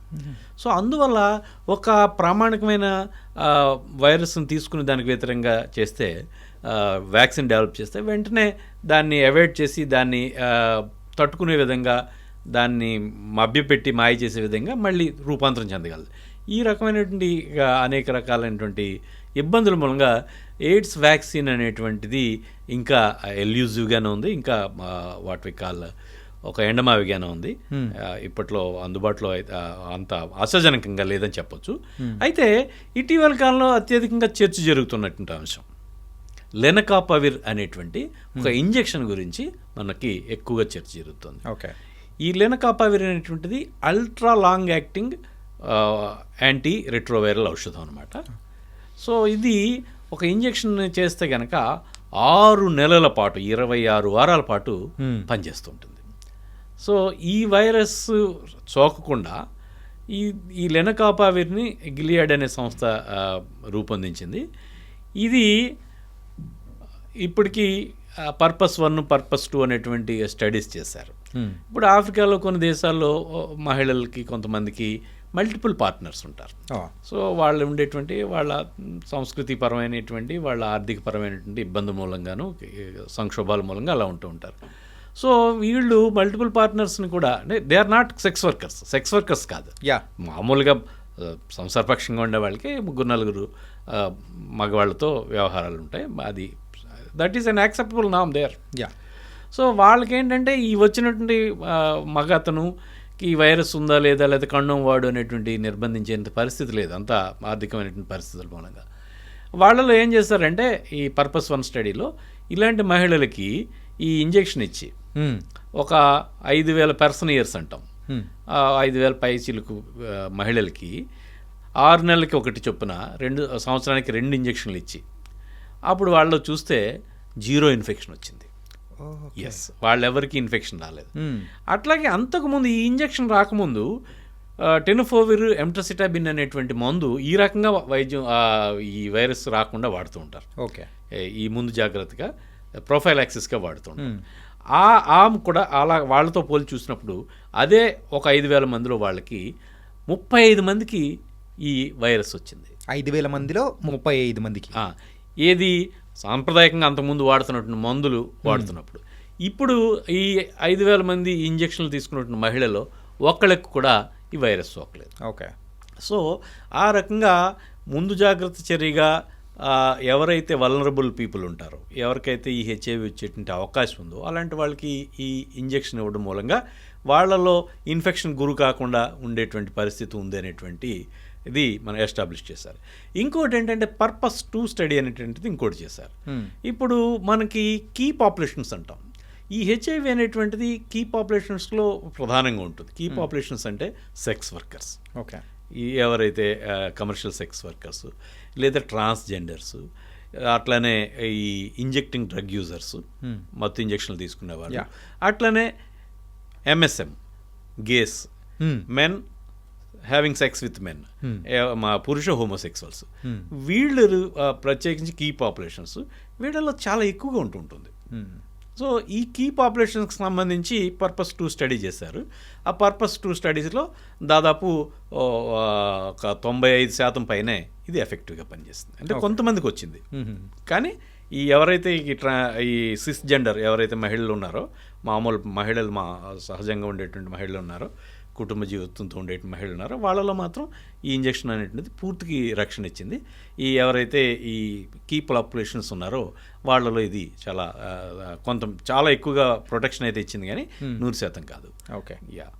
అంటే సార్, కానీ బయట కొన్ని వీడియోస్లో కానీ కొన్ని ప్రచురితమైతే అయినా కొన్ని పబ్లికేషన్స్లో కూడా చూస్తూ ఉంటే హెచ్ఐవికి వచ్చేసింది, అంటే దానికి సంబంధించి టీకాలు వచ్చేసాయి, వ్యాక్సిన్స్ వచ్చేసాయి, ఇంకా భయపడాల్సిన అవసరం లేదు అని చెప్పేసి ఇలా ఒక ఫేక్ ప్రొపగెండాతో సో నార్మల్గా ఉన్న వాళ్ళు ఎవరైతే ఉన్నారో వాళ్ళు కూడా కొంచెం అంటే నెగ్లెక్ట్ చేయడం వల్ల కూడా ఇది ఇప్పుడు పెరిగే అవకాశాలు కూడా ఉంటుంటాయి కదా సార్? డెఫినెట్గా. ఎప్పుడు కూడా complacency is the most dangerous time అనమాట. ఎప్పుడు హెచ్ఐవికి సంబంధించి మీ దాన్ని ఏమంటామంటే అజ్ఞానమే మరణం కింద చెప్పుకోవచ్చు మనం. దాని కాంప్లసెన్సీ, ఒక రకమైన నిర్లిప్తత, ఒక రకమైన ఉదాసీనత, దీని గురించి అదేం లేదు, అదేం రాదు అనేటువంటి. దాన్ని ఇంకో రకంగా చెప్పుకోవాలంటే కొంచెం స్పీడ్గా ఉండేవాళ్ళు నేనేమంటే పులిరాజాకి ఎయిడ్స్ వస్తుంది అనేటువంటి చర్చ మనకు తెలుసు. సో పులిరాజాలు అనేటువంటి ఏమి ఉండవు. ఎయిడ్స్కి అనేటువంటి ఆడు గొప్పవాడా పేదవాడా, వాడు బలహీనుడా బలవంతుడు, ఇవేమి ఉండవు. ఖచ్చితంగా ఎవరికైనా సరే ఎయిడ్స్ హెచ్ఐవి క్రిమి సోకేటువంటి అవకాశం ఉంది. అంటే సార్ త్రూ సెక్సువల్ ట్రాన్స్మిషన్ కాకుండానే కాకపోతే వేరే రకాలుగా కూడా ఈ హెచ్ఐవి అనేది కూడా వస్తూ ఉంటుందని కూడా వింటూ ఉంటాం కదా సార్, అది ఎలా వస్తూ ఉంటుంది సార్? ఇప్పుడు ప్రధానంగా సెక్స్ ద్వారానే వస్తుంది. రెండో ఒక ప్రధానమైనటువంటి రూటు, ఒక గర్భిణికి కనుక హెచ్ఐవి బాధితురాలు అయితే కనుక తన కడుపులో పెండానికి వచ్చేటువంటి బెడ్కి వచ్చేటువంటి అవకాశం ఉంది. అది రెండోది. మూడోది ఇంజెక్టింగ్ డ్రగ్ యూజర్స్, ఈ వీళ్ళకి ఎక్కువ ప్రధానంగా. తర్వాత రక్తం ఎక్కించడం మూలంగా రక్తం దాత ఎవరైతే ఉన్నారో అతను కనుక హెచ్ఐవి వ్యాధిగ్రస్తులైతే రక్తాన్ని ఎక్కించిన వ్యక్తికి, తీసుకున్న వ్యక్తికి వచ్చేటువంటి అవకాశం ఉందన్నాం. కానీ ఇవాళ రేపట్లో అన్ని రకాల పరీక్షలు చేయడం మూలంగా ఈ రక్తం మార్పిడి మూలంగా హెచ్ఐవి వచ్చేటువంటి అవకాశం దాదాపుగా లేదని చెప్పొచ్చు. కానీ మీరు చెప్పిన రెండో పాయింట్లో ఏంటంటే గర్భిణీ స్త్రీలు ఎవరైతే ఉన్నారో వాళ్ళ పిల్లలు, అంటే గర్భంలో ఉన్న పిల్లలకు హెచ్ఐవి రాదు అని చెప్పేసి మనం విన్నాం. కాకపోతే మీరు ఇప్పుడేమో వాళ్ళకు కూడా సంక్రమిస్తుంది వస్తుంది అని కూడా అంటున్నారు. ఇదేంటి సార్? అదే సార్, అంటే గర్భిణి ఆమె సరైన వైద్యం తీసుకుంటూ ఉంటే 100కి 90 మంది బిడ్డలకి రాదండి. ఓకే. ఇంకా సిజేరియన్ సెక్షన్ చేసి కనుక నెలలు నిండకుండానే నొప్పులు ప్రారంభం కాకుండా 1-2 వారాల ముందే కనుక సిజేరియన్ ఆపరేషన్ ద్వారా కూడా తీయటం వల్ల కూడా 100కి 98-99 మందికి రాదు. కానీ అన్నీ 1% ఉంటుంది కదా. సో ఆ 1% మనకు చాలా ఎక్కువ అని చెప్పాలి. ఎందుకంటే ఇప్పుడు నార్మల్ సెక్షువల్ యాక్ట్లో ఒక 1000 సార్లకి 4 లేదా 5 సార్లు మాత్రమే వస్తుంది. 1000 సెక్షువల్ యాక్ట్స్ జరిగితే దాంట్లో 4 లేదా 5 సార్లు మాత్రమే హెచ్ఐవి ఒకరి నుంచి ఒకరికి ట్రాన్స్మిట్ అయ్యేటువంటి అవకాశం ఉంది. సో అలాంటి పరిస్థితుల్లో మనం 100 సార్లలో ఒకళ్ళిద్దరికి బిడ్డలకి వస్తుందని అనుకోవడం, లేదా 10 మంది బిడ్డలకి వస్తుంది అనుకోవడం, అది చాలా ఎక్కువ పర్సంటేజ్. కౌంట్ ఎక్కువే ఉంటుంది. ఎస్. ఓకే. అంటే దీనికి సంబంధించి మందులు వాడుతూ ఉంటారు కదా సార్ ఎవరైనా, కానీ మందులు వాడుతున్నది అది ఎక్స్పెన్సివా ఎక్కువగా ఆ మందులు కానీ? అలా ఏం లేదండి. ఇప్పుడు ప్రభుత్వం అన్ని గవర్నమెంట్ మెడికల్ కాలేజీ హాస్పిటల్స్, అట్లానే కొన్ని ఏరియా హాస్పిటల్స్ నుంచి కూడా ఈ యాంటీ రిట్రోవైరల్ థెరపీ అనేటువంటిది నేషనల్ ఎయిడ్స్ కంట్రోల్ ఆర్గనైజేషన్ ఇస్తున్నారు. ఇది అంతర్జాతీయ వితరణ సంస్థలు యుఎన్ఎయిడ్స్, WHO వాటి నుంచి కొంచెం తగ్గిపోయినా భారతదేశం కూడా వాళ్ళ ప్రభుత్వం పేదలందరికీ కూడా అందరికీ ఇస్తుంది. అలాగే ప్రైవేట్గా కూడా నాలాంటి వాళ్ళు చాలామంది వైద్యం చేస్తూ ఉన్నాం. ఇది ఒక 3,000 రూపాయల నుంచి ఒక 10,000 రూపాయల వరకు నెలకి ఖర్చు అవుతుంది. అది వివిధ వాళ్ళ యొక్క పరిస్థితి ఏంటి, ఎంతకాలం నుంచి మందులు వాడుతున్నారు. సెకండ్ లైన్ అనుకోండి, అది కొంచెం కాస్ట్ ఎక్కువ అవుతుంది. థర్డ్ లైన్ అయితే ఇంకా కాస్ట్ ఎక్కువ ఉంది. ఇట్లా ఒక 2,000-3,000 రూపాయల నుంచి ఒక 10,000 రూపాయల వరకు మందులు నెలకి అయ్యేటువంటి అవకాశం ఉంది. Okay sir. అలాగే ఈ ఎయిడ్స్ వచ్చిన వాళ్ళు యూజువల్గా ఎవరికైనా తెలిసింది అని అంటే కుప్పకూలిపోతూ ఉంటారు. ఏంటంటే వాళ్ళలో ఉన్న మనోస్థైర్యం కానీ కంప్లీట్గా అవుట్ అయిపోయినట్టుగా అనిపిస్తూ ఉంటుంది. వాళ్ళు నెక్స్ట్ ఏం చేయాలన్నా లేదు నా లైఫ్ ఇంతటితో ఎండ్ అని అనుకునే వాళ్ళకు యాజ్ ఎ డాక్టర్గా మీరు ఏం సజెషన్ ఇస్తారు సార్? ఇప్పుడు రోజులు మారాయండి. గతంలో అంటే ఇప్పుడు ఎక్కువ జబ్బు కంటే కూడా సమాజం యొక్క నిరాదరణకి, సమాజంలో అవమానకరమైనటువంటి పరిస్థితికే వాళ్ళు భయపడుతున్నారు, ఆందోళన చెందుతున్నారు. ఆ రకంగానే వాళ్ళు దూరంగా చేరిపోయి కుమిలిపోవడం ఇవన్నీ జరుగుతున్నాయి. సో ఇవాళ రేపట్లో ఎయిడ్స్ వ్యాధిగ్రస్తులు దీర్ఘకాలం జీవిస్తున్నారు. ఇప్పుడు అమెరికాలో పూర్తిగా లెక్కలు అందుబాటులో ఉండే వాళ్ళు ఏం చెప్తారంటే, అమెరికన్ సగటు ఆయుష్ ప్రమాణం 80 సంవత్సరాలు. హెచ్ఐవి వ్యాధిగ్రస్తుల యొక్క ఆయుష్ ప్రమాణం 72 సంవత్సరాలు. అంటే 90% ఆయుష్ ప్రమాణం ఏదైతే సాధారణ ప్రజల యొక్క ఆయుష్ ప్రమాణంతో పోల్చినప్పుడు వీళ్ళు హెచ్ఐవి వ్యాధిగ్రస్తులు 90% మేరకు ఆయుష్ ప్రమాణం ఉంది. కాబట్టి ఈ హెచ్ఐవి అనేటువంటిది గతంలో లాగా ఇది ప్రాణాంతకం అయితే కాదు. దీర్ఘకాలం మందులు వాడుతూ చక్కగా ఇతరులాగే అన్ని పనిపాట్లు చేసుకుని బతికేటువంటి పరిస్థితులు ఉన్నాయి. కాబట్టి హెచ్ఐవి సోకిన తర్వాత పార్ట్నర్ తోటి లేకపోతే కుటుంబ సభ్యులతోటి జాగ్రత్తగా ఇది చర్చించుకుని వాళ్ళు ఆందోళనకు గురి కాకుండా వాళ్ళు కూడా కుటుంబ సభ్యులు కూడా ఆదరించిన రోజున ఈ వ్యాధిని తో పాటు చాలా సాధారణమైనటువంటి జీవితాన్ని గడిపేటువంటి అవకాశం ఉంది. మరి అమెరికాలో అయితే సుమారు సగటున 72 సంవత్సరాల వరకు బతికే అవకాశాలు ఉంటాయి అంటున్నారు. మరి ఇండియాలో సార్? అలాంటి స్టడీస్ మనకి పెద్దగా అందుబాటులో ఉండవండి. ఓకే. సో దాని మీద మనం వ్యాఖ్యానించాలి. కానీ నేనైతే ఒకటి చెప్పగలను, నేను 25 ఏళ్ల క్రితం వైద్యం ప్రారంభించినప్పుడు బతుకులు వచ్చిన వాళ్ళు ఇవాళ కూడా ఆనందంగా ఆరోగ్యంగా చక్కగానే బతుకున్న వాళ్ళు ఉన్నారు. ఓకే, బతుకుతున్న వాళ్ళు ఉన్నారు. మెయిన్గా ఇప్పుడు ఈ హెచ్ఐవికి సంబంధించి సిమ్టమ్స్ అంటే ఏం చెప్తారు సార్? అంటే కొంతమంది తెలియకోకుండానే వచ్చింటుంది. సో కొన్ని రెగ్యులర్గా వస్తూ ఉన్నది. సో ఉన్నాయంటే దాన్ని కనుక్కోవడం ఎలా? ఇక్కడ ఒక ప్రధానమైనటువంటి విషయం మనం గమనికలోకి తీసుకోవాలి. హెచ్ఐవి అనేటువంటిది దాని అంతటా అది ఏమి చేయదు. హెచ్ఐవి క్రిమి సోకిన తర్వాత చాలా సంవత్సరాలకి నెమ్మదిగా ఈ వ్యాధి నిరోధక శక్తిని దెబ్బతీస్తుంది. ఓకే. ఏవైతే CD4 లింఫోసైట్స్ అంటామో ఆ లింఫోసైట్స్ని అవి వ్యాధి నిరోధక శక్తిలో కీలకమైనటువంటి వ్యవస్థలో కీలకమైనటువంటి పాత్ర పోషిస్తాయి. ఇవి సాధారణంగా 450 నుంచి 1500 వరకు ఉంటాయి కణాలు. సో ఇదేమవుతుందంటే హెచ్ఐవికి సోకిన తర్వాత నెమ్మదిగా తగ్గిపోయిన తర్వాత ఒక 200కి లేకపోతే అంతగా తగ్గిపోయినప్పుడు వీళ్ళు రకరకాల జబ్బులకు గురవుతుంటారు. ఈ రకరకాల జబ్బులు ఏమున్నాయంటే వాళ్ళేమి కొత్తగా వేరే జబ్బులకి ఉండవు. మన సమాజంలో ఏమున్నాయి అవే జబ్బులకు వాళ్ళు గురవుతుంటారు. మన సమాజంలో ప్రధానంగా ఏముంటుంది, ఏదో మనం ఏంటి ఇది కొంచెం తిండి పడలేదు లేకపోతే ఎక్కడో ఏదో తిన్నాం అనుకుంటే విరేచనలు పట్టుకుంటాయి. వాళ్ళకి విరేచనలు తరచుగా అవుతుంటాయి. అట్లనే కొంచెం ఎక్స్పోజ్ అవుతుంటే కొంచెం వాతావరణం అందలేదు కొంచెం అలసటకు గురయ్యామంటే మనకి జలుబు చేస్తూ ఉంటుంది. ఆ జలుబులు అవి చాలా ఇంకా కొంచెం ముందుకెళ్తే న్యూమోనియస్ అవి చాలా ఎక్కువ అవుతూ ఉంటాయి. తరచూ జ్వరం రావటం, అలాగే విరేచనాలు రావటం, టీబీ జబ్బు రావటం. ఇంకా ఈ లెక్క ప్రకారం పద్ధతి ప్రకారం చెప్పుకోవాలంటే మనిషి శరీరంలో నిరంతరం వాతావరణంతో కాంటాక్ట్లో ఉండేటువంటిది మన చర్మం.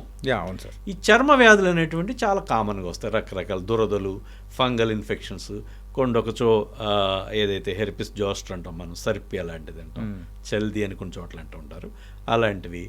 అట్లానే ఆ తర్వాత మన శరీరం అలా రకరకాల చర్మ వ్యాధులు వస్తాయి, గజ్జి ఇలాంటివి వస్తూ ఉంటాయి.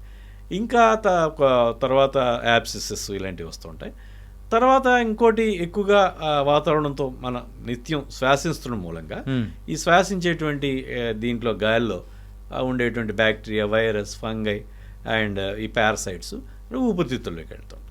రకరకాలైనటువంటి వైరల్ న్యూమోనియాస్ లేకపోతే బ్యాక్టీరియల్ న్యూమోనియాస్ వచ్చేటువంటి అవకాశం ఉంది. ఓకే. సో ఇంకా తర్వాత వచ్చేటప్పటికి ఈ తిండి ద్వారా మనం తిండి ద్వారా తీసుకుంటాం. అది విరేచనాలు, లేకపోతే కడుపులో టీబీ, లేకపోతే కడుపు ప్రేగు వాపు, ఇలాగా కొలిసిస్టైటిస్, ఇట్లాంటి రకరకాల జబ్బులు వచ్చేటువంటి అవకాశం ఉంటాయి అన్నమాట.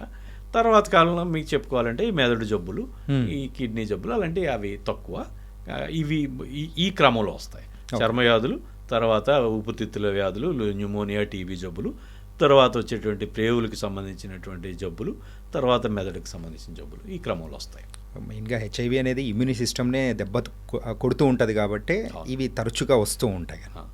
ఇక ఇంకొక ప్రధానమైన విషయం ఏంటంటే, ఒకసారి అంత నీరసపడిపోయిన తర్వాత ఇంకా వాళ్ళకి ఇంకా కోలుకోరు, తిరగరు అని అనుకోక్కర్లేదు. వాళ్ళు మళ్ళీ తిరిగి మామూలు మనుషులు అవుతారు, పూర్తి ఆరోగ్యం సంతరించుకుంటారు. ఒకసారి యాంటీరిట్రోవైరల్ థెరపీ అట్లనే ఏదైతే జబ్బు అక్కడికి ఉందో ఆ జబ్బుకు సంబంధించిన వైద్యం చేసినప్పుడు వాళ్ళు పూర్తి మామూలు మనుషులు అవుతారు, మళ్ళీ ఆరోగ్యం సంతరించుకొని కష్టపడి పనిచేసేటువంటి స్థితికి వెళ్ళగలుగుతారు. ఓకే సార్, ఇంకొకటి ప్రజల మధ్యలో ఈ ఎయిడ్స్ గురించి వాళ్ళు ఒక అపోహ అనుకోవాలనో లేకపోతే అది తెలిసి తెలియకతనమో అనుకోవాలనో, కానీ ఒక ముద్దు ద్వారా ఈ హెచ్ఐవి అనేది కూడా ట్రాన్స్మిట్ అవుతుందా? ముద్దు ద్వారా అంటే ఇప్పుడు లాలాజలంలో హెచ్ఐవి అనేటువంటి ఉండదండి. తర్వాత లాలాజలంలో కొన్ని ఎంజైమ్స్ కూడా ఉంటాయి. అవన్నీ కూడా మన నోట్లో మనకి చాలా ఫ్లోరా అంటాం, అవి నార్మల్ మనకి శరీరానికి ఉపయోగపడేటువంటి ఇవన్నీ. ఇప్పుడు మనకి శరీరం ఇన్ అండ్ అవుట్, మనకి శరీరం మీద లేని బ్యాక్టీరియా, వైరస్లు ఎంత శరీరం అంతా వ్యాపించి ఉంటాయి. అది ఊపిరితిత్తులో ఉంటాయి, కడుపులో ఉంటాయి, రేవుల్లో ఉంటాయి, అన్ని చోట్ల ఉంటాయి. సో నోట్లో కూడా ఉంటాయి. సో ఈ నోట్లో రకరకాలైనటువంటి ఎంజైమ్స్ అవి విడుదలవుతూ ఉంటాయి. వీటి వల్ల మనకి హానికరమైన బ్యాక్టీరియా పెరగకుండా ఉండేటువంటి అవకాశం ఉంది. ఇలాంటి ఎంజైమ్స్ ఇవన్నీ కూడా ఇక్కడ నోట్లో వైరస్ పెరిగేటువంటి అవకాశం ఉండదు. లాలాజలంలో వైరస్ అనేటువంటిది దాదాపుగా నెగ్లిజిబుల్ లేదని చెప్పొచ్చు. ఇంకా డైరెక్ట్గా ఏదైనా పెద్ద పెద్ద పుళ్ళు ఉండిపోయి అలాంటి చొప్పుడు మనకి తెలిసి అటువంటి పరిస్థితులు ఎవరు ముద్దుకి అనేటువంటిది ప్రయత్నించరు. కాబట్టి అలాంటి పరిస్థితుల్లో వైరస్ ఉంటుంది అనేటువంటి అనుకోవాలి. రెండు వైపులా నోట్లో ఏమైనా పుళ్ళు ఉండి రెండు వైపులా ఏమైనా ఉంటే ఉన్న వాళ్ళ నుంచి లేని వాళ్ళకి సంక్రమించేటువంటి అవకాశం ఉంటుంది. కానీ సాధారణమైన పరిస్థితుల్లో అది ఆరోగ్యంగా ఉన్నప్పుడు, నోటి ఆరోగ్యంగా ఉన్నప్పుడు, చక్కగా ఉన్నప్పుడు ఈ వైరస్ అనేటువంటిది, హెచ్ఐవి అనేటువంటిది ముద్దు ద్వారా వచ్చేటువంటి అవకాశం దాదాపు లేదండి. ఓకే. ఈ హెచ్ఐవి గురించి అయితే మీరు ఇప్పటివరకు ఎన్నో వ్యాసాలు రాశారు, ఎంతోమందికి అవగాహన ఇప్పించారు. కానీ 2020లో వచ్చిన కరోనా నుంచి మీ స్టైల్ అనేది కూడా కంప్లీట్ మారిపోయింది. సో ఏంటంటే దాంతోపాటు ఈ కరోనా గురించి కూడా మీరు ఇచ్చిన మందు కానీ, సో ఆ ఫస్ట్ ఎయిడ్ కిట్ ఏదైతే ఉంటుందో సో అది కూడా అంత ఎఫెక్టివ్గా పని చేయడం కానీ, సో ఇది ఎక్కడి నుంచి స్టార్ట్ అయింది సార్? అసలు 2020లో మొదటి వేవ్ మార్చి, ఏప్రిల్, మే ఆ టైంలో వచ్చినప్పుడు 1/3 ఆఫ్ పేషెంట్స్ 35% మంది చనిపోయిన వాళ్ళలో గుండెలోను తర్వాత ఊపిరితిత్తుల్లోనూ రక్తం గడ్డకట్టడం మూలంగా థ్రాంబో ఎంబాలిజం అంటాం, లేదా థ్రాంబస్ ఫార్మేషన్ మూలంగా చచ్చిపోయారు. ఓకే. అది అప్పుడే ఏదైతే ఈ కెడావర్ టెస్టుల మూలంగా, ఈ శవ పరీక్షల మూలంగా తెలిసిపోయింది. ఈ వైద్య ప్రపంచానికి మొట్టమొదట తెలిసింది.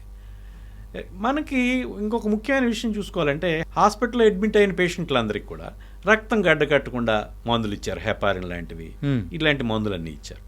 సో డిశ్చార్జ్ అయిన పేషెంట్లకి వాళ్ళకి వేరే కొన్ని మందులు ఇచ్చారు.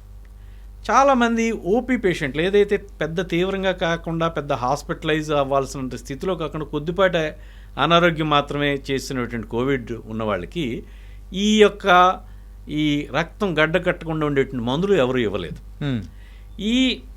ఇప్పుడు ఏం జరుగుతుంది, ఈ వైరస్ వచ్చినప్పుడు, ఈ కరోనా వైరస్ సోకినప్పుడు అక్కడ ప్యాథోఫిజియాలజీ అంటాం మేము, శరీరంలో జరిగేటువంటి ఈ రోగంలో జరిగేటువంటి మార్పులు ఏమిటి అనేటువంటిది మనం గమనిస్తే, ఒకటి ప్రధానంగా రక్తం గడ్డగడ్డం మూలంగా చనిపోతున్నారు. అంతకంటే ముందు మనకి ఒక ఊపిరితిత్తుల వాపు, దాని మూలంగా విపరీతమైన ఆయాసం, ఆక్సిజన్ కాన్సన్ట్రేషన్ పడిపోవడం, ఇవన్నీ జరుగుతున్నాయి. అట్లనే ఎప్పుడైతే ఇక్కడ డ్యామేజ్ జరిగిందో ఒక ఇన్ఫెక్షన్ మూలంగా మనం శ్వాసించేటువంటి గాలిలో ఉండేటువంటి మనకు ప్రధానంగా వచ్చేటువంటి బ్యాక్టీరియల్ ఇన్ఫెక్షన్ కూడా సోకుతున్నాయి. ఓకే. సో ఈ మూడింటిని, ఏదైతే వాపు, అట్లనే ఈ రక్తం గడ్డగట్టడం, అట్లనే సెకండరీ బ్యాక్టీరియల్ ఇన్ఫెక్షన్, దీన్ని నేను ICI అన్నాను. ది ఇన్ఫ్లమేషన్ అంటే వాపు, వాపు, కోయాగ్యులేషన్ ఆర్ క్లాటింగ్, రక్తం గడ్డగట్టడం, ఇన్ఫెక్షన్ అంటే సెకండరీ బ్యాక్టీరియల్ ఇన్ఫెక్షన్. ఈ మూడింటిని అడ్రస్ చేయాలి, ఏదైతే ఇక్కడ మనకు ప్యాథోఫిజియాలజీ ఉందో దీన్ని మొత్తంగా అడ్రస్ చేయాలనే ఉద్దేశంతో నేను సెకండ్ వేవ్లో ఏప్రిల్ 17, 2021 డెల్టా వేవ్ ప్రారంభమైనప్పుడు, ఉధృతంగా మొదలైనప్పుడు మన దీనికి సంబంధించి మూడింటిని అడ్రస్ చేస్తూ ఎవరైతే తేలికపాటి వైరస్ ఇన్ఫెక్షన్, కరోనా వైరస్తో ఇన్ఫెక్షన్తో, కోవిడ్తో బాధపడుతుంటారు. కోవిడ్ అనకూడదు దాన్ని, అంటే కోవిడ్ అనేది ఒక సీరియస్ పరిస్థితి. సో కరోనా వైరస్ ఒక జలుబుకు మించి ఒక జ్వరం, దగ్గు, బాగా కొంచెం ఒళ్ళు నొప్పులు ఇలాంటి వాటి పరిస్థితుల్లో ఉన్నారో వాళ్ళకి నేను హోమ్ కేర్ కిట్ని ప్రతిపాదించాను. ఈ ఏవైతే చెప్పుకున్నాం మనం ఐసిఐ, ఈ మూడింటిని అడ్రస్ చేస్తూ, ఇన్ఫ్లమేషన్ అడ్రస్ చేస్తూ ప్రెడ్నిసోలోన్, కోయాగులేషన్ లేదా క్లాటింగ్ లేదా గడ్డగట్టడాన్ని అడ్రస్ చేస్తూ యాస్పిరిన్, అట్లనే సెకండరీ బ్యాక్టీరియల్ ఇన్ఫెక్షన్ని దాన్ని ట్రీట్ చేయడం కోసం లేదా రాకుండా ఉండడం కోసం అనేటువంటిది ఒక ఎజిథ్రోమైసిన్, ఈ మూడింటిని ప్రధానంగా ఇస్తూ మిగతా కాఫ్ సిరప్ అట్లానే సిట్రజిన్ ఇలాంటివి ఇస్తూ నేను వైద్యం నా ఫేస్బుక్లో అందుబాటులో ఉంచాను. తెలుగు రాష్ట్రాల్లో ఇది నేను చెప్పింది చాలా వాస్తవికంగా ఉంది, చాలా సబబుగా ఉంది అనేటువంటి ఉద్దేశంతో చాలా అంటే చాలా విపరీతంగా నా ట్రీట్మెంట్ ప్రోటోకాల్ని ఫాలో అయ్యారు. నేను ఆ ట్రీట్మెంట్ని పెన్నుతో రాసి, స్కెచ్ పెన్నులతో రాసి మందులని పెట్టి ఫోటో తీసి పెట్టాను అవి. ఎందుకంటే ఎవరో ఒకళ్ళు నేనే చెప్పేసాను అనుకోకుండా ఉండడానికి. సో నా రాతతో పెట్టాను అది. అది ఒక 8 నెలలు 9 నెలల కాలం కేవలం నా వాళ్ళ మీదే తిప్పి నేను ప్రచురించాను. ఒమిక్రాన్ వేవ్ వచ్చే వరకు ఒక 20,000 షేర్లు అయి ఉంటాయండి దఫాలుగా. ఒమిక్రాన్ వేవ్ వచ్చిన తర్వాత నేను మళ్ళీ అప్డేటెడ్ గైడ్లైన్స్ ఇచ్చాను. జనవరి 20, 2022 ఇచ్చినట్టు అప్డేటెడ్ గైడ్లైన్స్. ఒకే రోజు ఒకే పోస్ట్ 13,000 షేర్లు నా ఫేస్బుక్ మీద అయిందండి. ఇవి కాకుండా వాట్సాప్ షేర్లు ఉంటాయి, కాపీ పేస్ట్ షేర్లు ఉంటాయి. ఇవన్నీ చాలా లక్షలాది మంది. It's heartening. ఎవరైనా చూపించి ఇది అంటే నేనంటే ఇది మేము చాలాసార్లు చూసాం సార్, మేము ఇది కూడా వాడాం సార్ అని చెప్తూ ఉంటాం ఎక్కడికి వెళ్ళినా, నాకు పరిచయం లేని చోట్ల కూడా. So it is a heartening thing. And నేను ఏదైతే చెప్పాను అదే వాళ్ళ వాస్తవం అవుతుంది. రైట్. ఇప్పుడు గుండెపోట్లు అనేటువంటివి కోవిడ్ వచ్చిన తర్వాత చాలా విపరీతంగా పెరిగిపోయినాయి. మనం చూడండి, అపారెంట్గా చూడడానికి పూర్తి ఆరోగ్యంగా మంచి ఫిట్నెస్తో ఉన్నటువంటి మనుషులే కుప్పకూలిపోయి గుండెపోటుతో చనిపోతున్నారు. ఈవెన్ రీసెంట్గా కూడా సార్ కరోనా వైరస్ కానీ ఆ ఒక ప్రభావం నుంచి మనము దాటుకొని వచ్చి సుమారు ఒక 3 years అవుతుంది అనుకుందాం అప్రాక్సిమేట్లీ. 3 years తర్వాత కూడా ఇంకొంతమంది అయితే ఇలా చనిపోవడము, అంటే ఏజ్లో ఉన్న పర్సన్, ఒక 27 years ఉన్న అబ్బాయి మొన్న షటిల్ ఆడుతూ కూడా అట్లా సడన్గా కుప్పకూలిపోయాడు. సో అదేంటో అర్థం కాలేదు. ఇంకొంతమంది అలా కొన్ని తెలియని రాని పరిస్థితులు కూడా ఉన్నాయి. ఎందుకు అంటే ఇది కరోనా వల్ల అని చెప్పేసి కూడా అంటూ ఉన్నారు. కోవిడ్ 3 సంవత్సరాల కాలంలో 70 లక్షల మంది కోవిడ్ సంబంధించిన కారణాలతో చచ్చిపోయారు. అయితే అంతకు ముందు సంవత్సరాలతో పోల్చినప్పుడు ఎక్సెస్ డెత్స్ అంటాం, అదనపు మరణాలు ప్రపంచవ్యాప్తంగా, నేను చెప్పింది ప్రపంచవ్యాప్తంగా 1.5 కోటి అదనపు మరణాలు సంభవించాయి. Okay, yes. ఈ అదనపు మరణాలకి కోవిడ్ డైరెక్ట్ రిలేషన్ లేదు. వాళ్ళు కోవిడ్ వచ్చినప్పుడు హాస్పిటలైజ్ అయినప్పుడు చనిపోలేదు వాళ్ళు. ఇందులో ఎక్కువ భాగం గుండె జబ్బులతో చనిపోయారు, గుండెపోట్లతో చనిపోయారు, అంటే మెదడులో స్ట్రోక్తో చనిపోయారు. సో ఈ కోవిడ్కి సంబంధించి కరోనా వైరస్ స్పైక్ ప్రోటీన్లు ఏవైతే బుడిపిలాగా ఉంటాయో, ఈ స్పైక్ ప్రోటీన్ దానికి రక్తాన్ని గడ్డకట్టించేట గుణం ఉంది. ఏదైతే మనం మొదటి వేవ్లో చెప్పుకున్నామో 1/3 జబ్బులు అనేటువంటివి ఊపిరితిత్తులో రక్తం గడ్డకట్టడం మూలంగా చనిపోయారు అనుకున్నాం.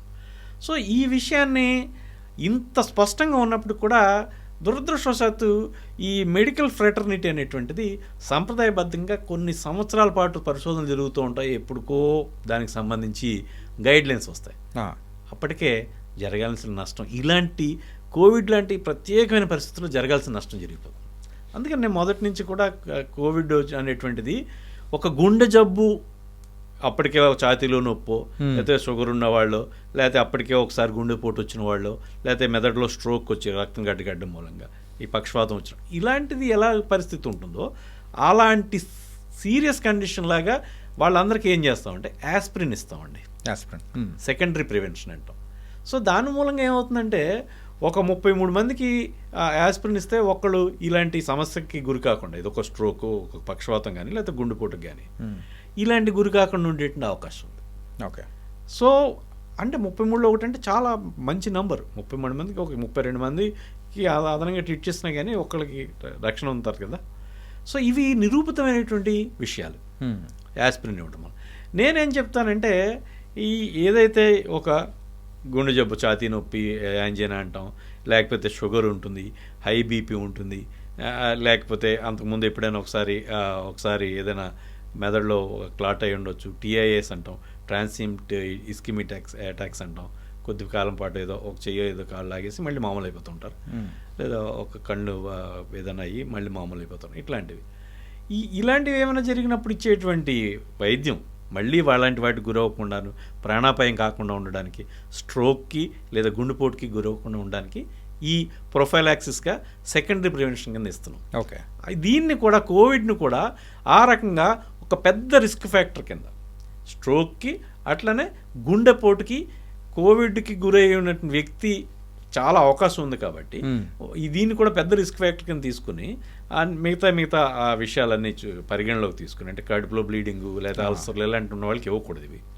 సో అవన్నీ గమనించి వీళ్ళకి కూడా యాస్పిరిన్ ఇవ్వాలనేటువంటిది నేను మొదటి నుంచి చెప్తూ ఉన్నాను. ఓకే, 2024 నవంబర్లో అమెరికన్ హార్ట్ అసోసియేషన్ వాళ్ళ యొక్క journal arteriosclerosis, thrombosis and vascular biology అనేటువంటి జర్నల్, అమెరికన్ హార్ట్ అసోసియేషన్ వాళ్ళు హైసర్ అనేటువంటి ఒక డాక్టర్ యొక్క పర్యవేక్షణలో బ్రిటన్లో జరిగినటువంటి ఇవన్నీ పోల్చి చూశారు. 10,005 మంది కోవిడ్ బాధితుల్లోనూ, అట్లనే కంపేర్ చేసి మిగతా ప్రజల్లోనూ 3 ఏళ్లలో ఎట్లా వచ్చినాయి ఏంటని చూస్తే, ఏదైతే మనం హాస్పిటల్లో అడ్మిట్ అయి ఉన్నారో తీవ్రమైన కోవిడ్ వచ్చి, వాళ్ళకి 4 రెట్లు గుండెపోటుకి గురయ్యేటువంటి అవకాశం ఉంది, ఎక్కువ ఉంది. ఎస్, అలాగే తేలికపాటి కోవిడ్తో ఏదైనా ఓపీ ట్రీట్మెంట్ తీసుకుని వెళ్ళిపోయి ఉన్నారు కోవిడ్, అలాంటి వాళ్ళు 8,000 మందిని చూశారు. ఆ 8,000 మందిలో రెట్టింపు పైనే గుండెపోట్లు వచ్చే అవకాశం ఉంది. అంటే వీళ్ళతో కంపేర్ చేసుకుంటే వీళ్ళు ఇంకా ఎక్కువ?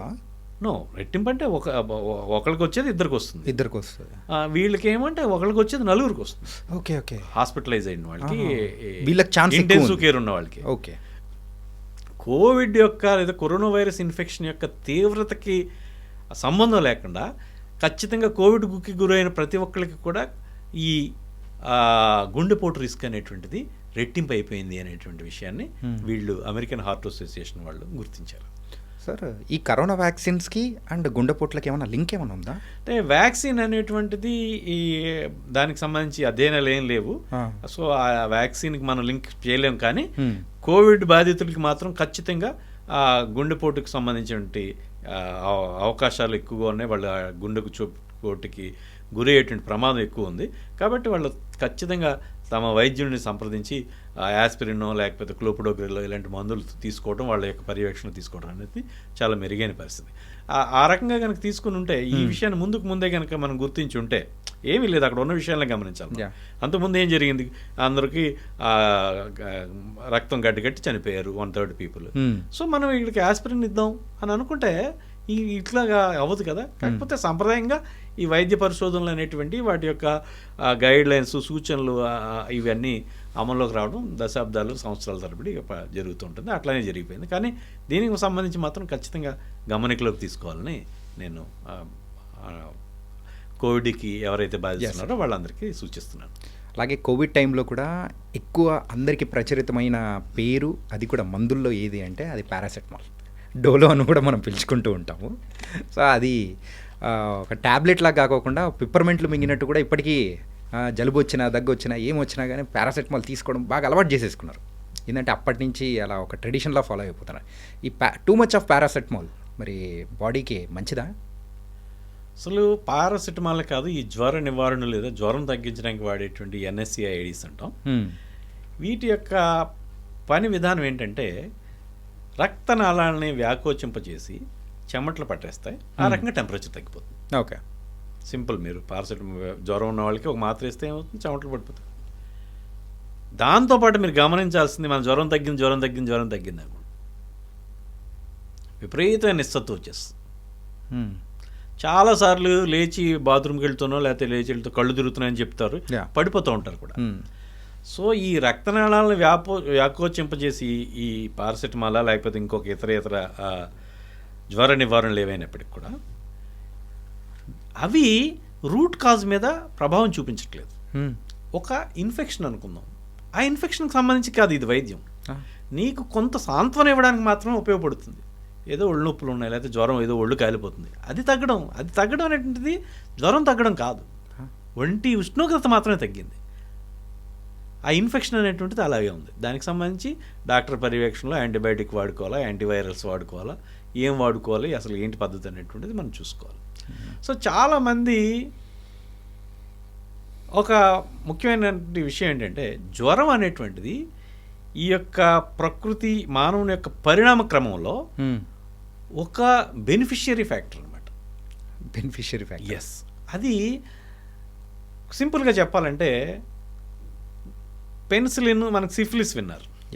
సిఫిలిస్ అనేటువంటిది ఈ 1900 అట్లా 1800 ఆ టైంలో చాలా పెద్ద సమస్య, ప్రపంచంలో అతిపెద్ద సమస్య. సెకండరీ సిఫిలిస్ అయ్యి రావడం, టెరిషియరీ సిఫిలిస్ రావడం, ఇవన్నీ అదే సుఖవ్యాధి, ట్రిపనెమా ప్యారడైమ్ అనేటువంటిది. ఇవాళ రేపట్లో పెన్సిల్ అనేటువంటిది చాలా సింపుల్గా సిఫిలిస్ని ట్రీట్ చేయొచ్చు. అయితే సిఫిలిస్కి ఒక ట్రీట్మెంట్ చేసేవారు ఒకప్పుడు. ఎందుకంటే సిఫిలిస్ అనేటువంటిది చాలా పెద్ద జబ్బు ఒకప్పుడు. అంటే మనకి మందులు అందుబాటులో రావడం చాలా సింపుల్ అయిపోయింది. దానికి ట్రీట్మెంట్ ఏంటంటే, వాళ్ళకి మలేరియాని కలగజేసి, మలేరియాలో ఏమవుతుంది, 104, 105 ఫీవర్ వచ్చేస్తుంది, విపరీతం టెంపరేచర్, చలి, కుదుపు వచ్చేస్తుంది. అప్పుడు 2 రోజులు 3 రోజులు ఆ మలేరియాతో అలా బాధపడిన తర్వాత, అప్పట్లో ఏ మందులు లేవు, ఈ యాస్పిరిన్, సాలిసిలిక్ యాసిడ్స్ అవి ఉండేవి, ఎస్టైల్ సాలిసిలిక్ యాసిడ్స్ అవి ఉండేవి. అవి ఇచ్చి జ్వరం తగ్గించేవారు. అట్లాగే ఆ మలేరియాకి క్వినైన్ వాడి ఆ మలేరియాని కూడా ట్రీట్ చేసేవారు. సో ఈ టెంపరేచర్ పెంచడం వల్ల ఈ సిఫిలిస్ జబ్బు తగ్గిపోయేది. సో ఆ రకంగా ఈ టెంపరేచర్ పెంచడం అనేటువంటిది చాలా మనకి జబ్బును కలుగజేసేటువంటి బ్యాక్టీరియాలకి, వైరస్కి హోస్టైల్ ఎన్విరాన్మెంట్, అది ప్రతికూలకమైనటువంటి వాతావరణం మనకి జబ్బులు కలిగజేసేటువంటి సూక్ష్మక్రిములు అనేక వాటికి. సో అలాంటి వాతావరణాన్ని మనం కిల్ చేసేసి ఊరికి ఒక చాక్లెట్ లాగా కొద్దిపాటి సహనం కూడా లేకుండా, కొద్దిపాటి నెలతుండగానే ఒక టాబ్లెట్ వేసేసుకోవడం, ఒక పారాసిటమాల్, ఐబుప్రోఫెన్, ఎసోక్లిఫెనాక్, డైక్లోఫెనాక్ వేసేసుకోవడం. దాని మూలంగా వీళ్ళు ఏమవుతుందంటే, వ్యాధి నిరోధక శక్తి కూడా ఆప్టిమం లెవెల్లో పనిచేయదు. కొన్ని కెమికల్స్ విడుదలవుతుంటే ఆ కెమికల్స్ అవి ఫైటింగ్కి ఉపయోగపడతాయి, అవి కూడా తగ్గిపోతాయి. మన శరీరం వ్యాధితో పోరాడడానికి రిలీజ్ అయ్యే కొన్ని కెమికల్స్ కూడా తగ్గిపోతాయి, ఏదైతే నువ్వు టెంపరేచర్ తగ్గించడం వల్ల. ఓకే. సో టెంపరేచర్ తగ్గించడం వల్ల ఈ సంబంధితమైనటువంటి వైరస్ లేదా బ్యాక్టీరియా లేదా ఇంకోటటువంటి ఈ జబ్బును కలుగజేసిన క్రిమిని ఎలిమినేట్ చేయడానికి టైం ఎక్కువ పడుతుంది, విపరీతమైన నిస్సత్వం వస్తుంది. అట్లాగే మనం యాంటీబయాటిక్ ఇచ్చుకుని పారాసెటమాల్ ఇచ్చాం, యాంటీబయాటిక్ మాత్రం ఇచ్చి పారాసెటమాల్ ఇవ్వలేదు.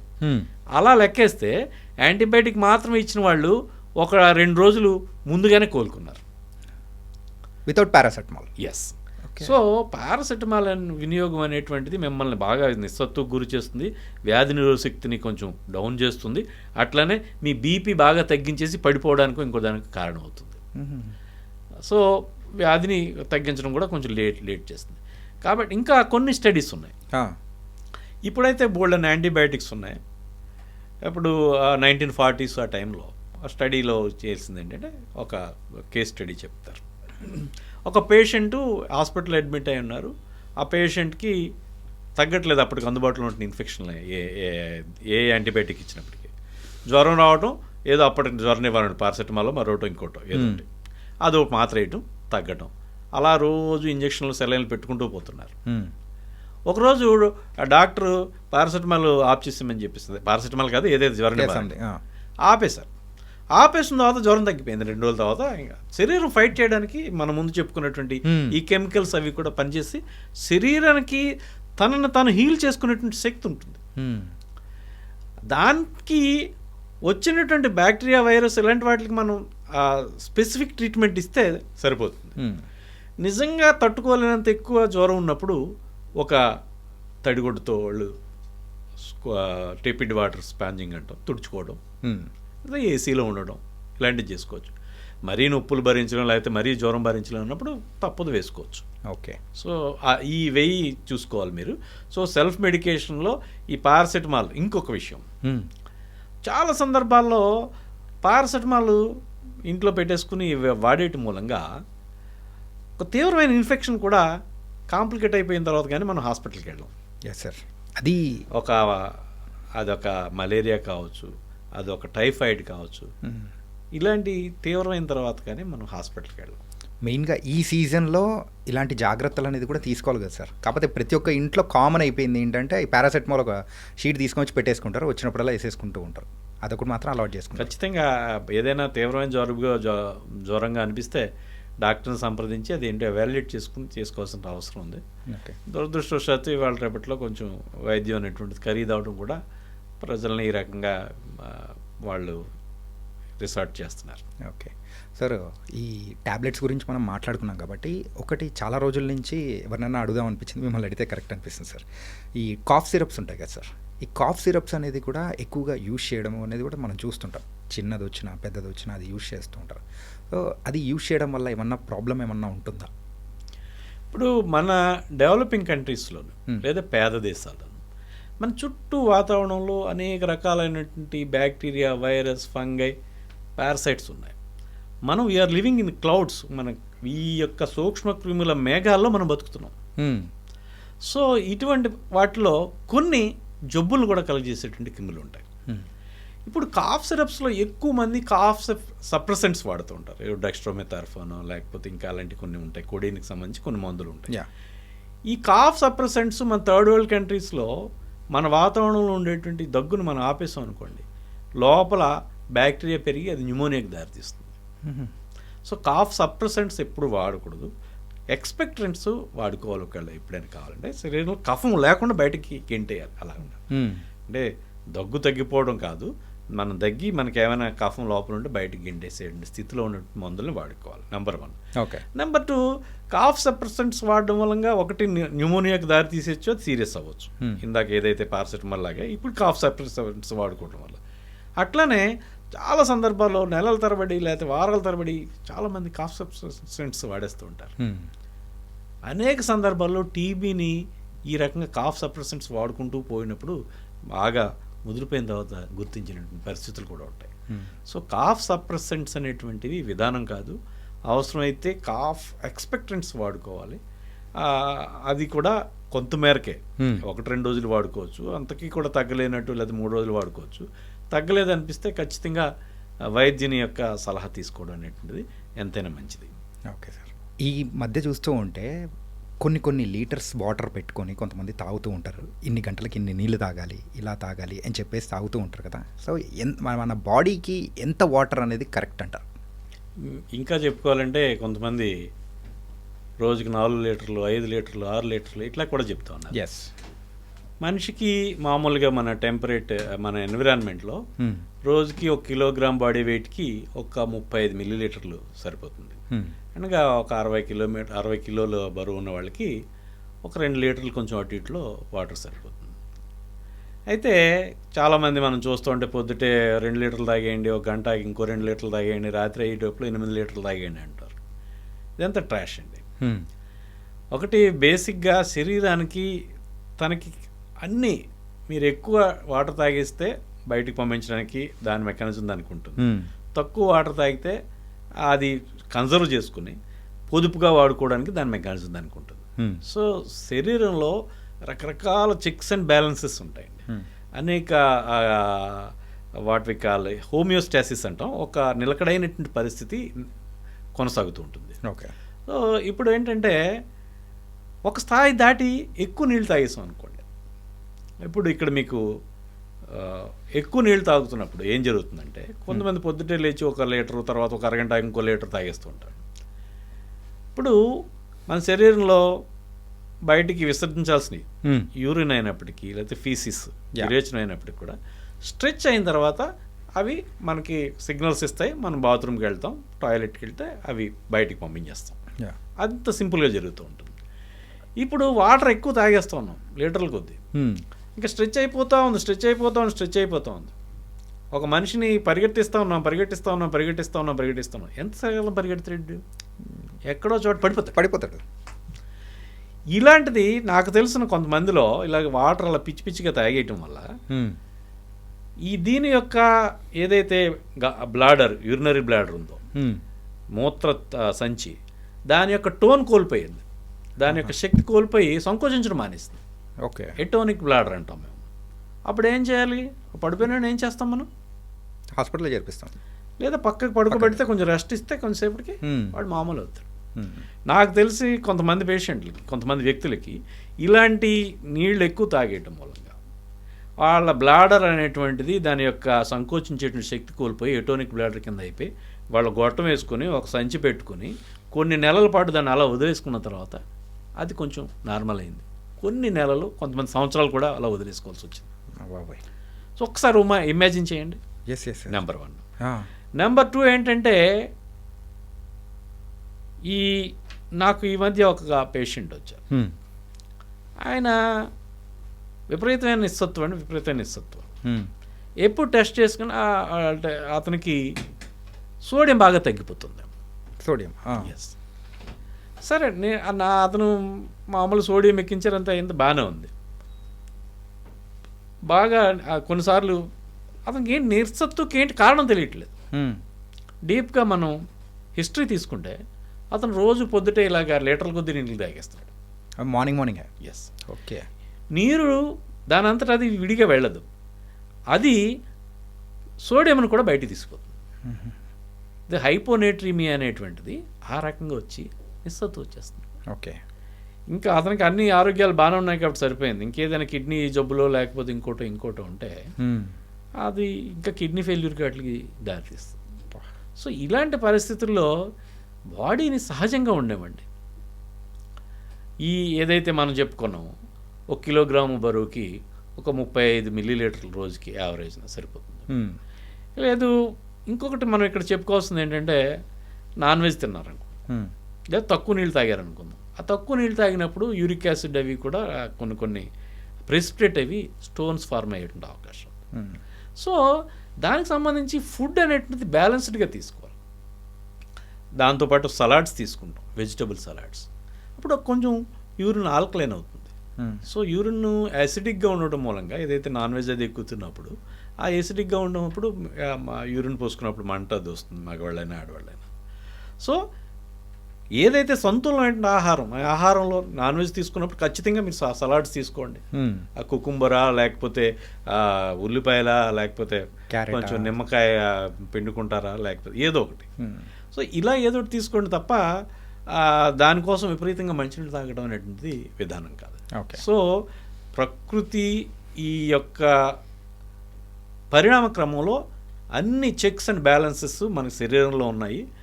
సూడో సైన్స్ని నమ్మి 8 లీటర్లు 4 లీటర్లు వాటర్ తీసుకుని మీరు జీవితాన్ని దుఃఖబాజకం చేసుకోకండి. సో ఎవరైతే క్వాలిఫైడ్ అవగాహనతో సెన్సిబుల్గా చెప్తున్నారో ఆ మాటలు మాత్రం వినండి అని నేను చెప్పదలుచుకున్నాను. Super sir. అలాగే ఈ ప్రతి ఇయర్ హెచ్ఐవి దాని గురించైనా కానీ కొన్ని అప్డేట్స్ అనేది కూడా తీసుకుంటూ వస్తుంటుంది కదా సార్. ఒక సెన్సెక్స్ లాగా గవర్నమెంట్ ఇంతమంది ఉన్నారు, అప్రాక్సిమేట్ ఇంతమంది పేషెంట్స్ ఇట్లా ఉన్నారని చెప్పేసి అంటూ ఉంటుంది కదా. మరి 2025 దాని విషయానికి వచ్చేటప్పటికి హెచ్ఐవి అనేది పెరిగిందా తగ్గిందా ఏంటి సార్? ఈ 2025 జూలై 10న యుఎన్ఎయిడ్స్ ఏదైతే ప్రపంచ ఆరోగ్య సంస్థ, ఇంకా యునైటెడ్ నేషన్స్ వీళ్ళందరూ కలిసి ఎయిడ్స్కి వ్యతిరేకంగా పోరాటం చేసేటువంటి సంస్థ ఉందో అది అప్డేట్ని ప్రచురించిందండి, విడుదల చేశారు. దీని ప్రకారం ఇప్పటి వరకు 9,14,00,000 మంది ఎప్పటి పాండమిక్ ప్రారంభమైనప్పటి నుంచి ఈ 44 ఏళ్లలో హెచ్ఐవికి గురయ్యారు. 4,41,00,000 మంది ఇప్పటికి చనిపోయారు ఈ 40 ఏళ్ళ పైబడి. ఈ 44 సంవత్సరాల్లో ఇప్పుడు ప్రస్తుతం 2024 చివరి నాటికి ప్రపంచవ్యాప్తంగా 4,08,00,000 మంది హెచ్ఐవి ఎయిడ్స్ జబ్బుతో బాధపడుతున్నారు. ఇక్కడ ప్రధానమైనటువంటి విషయం ఇంకోటి చెప్పుకోవాల్సింది ఏంటంటే, ఈ ఆందోళన కలిగించే విషయాలు middle east, east Africa, Bhutan, Afghanistan ఇలాంటి మతపరమైన సాంప్రదాయమైనటువంటి వాటి కన్జర్వేటివ్ సొసైటీస్లో కూడా హెచ్ఐవి అనేటువంటిది ఎక్కువగా వ్యాప్తి చెందుతుంది. సో హెచ్ఐవి అనేటువంటిది ఒక మతపరమైన విశ్వాసాలు పాటించేటువంటి కొన్ని సమాజాల్లో ఉండదు, తక్కువగా ఉంటుంది అనుకునే పరిస్థితి కాస్త మారిపోయింది. ఇంకా ఇండియా పరిస్థితికి వచ్చేటప్పటికి భారతదేశంలో 2024 చివరి నాటికి 25,60,000 మంది హెచ్ఐవి ఎయిడ్స్ వ్యాధిగ్రస్తుల్ని గుర్తించారు. ఓకే. ఈ 2024 సంవత్సరంలో 64,000 మంది కొత్తగా హెచ్ఐవి జబ్బుకి గురయ్యారు.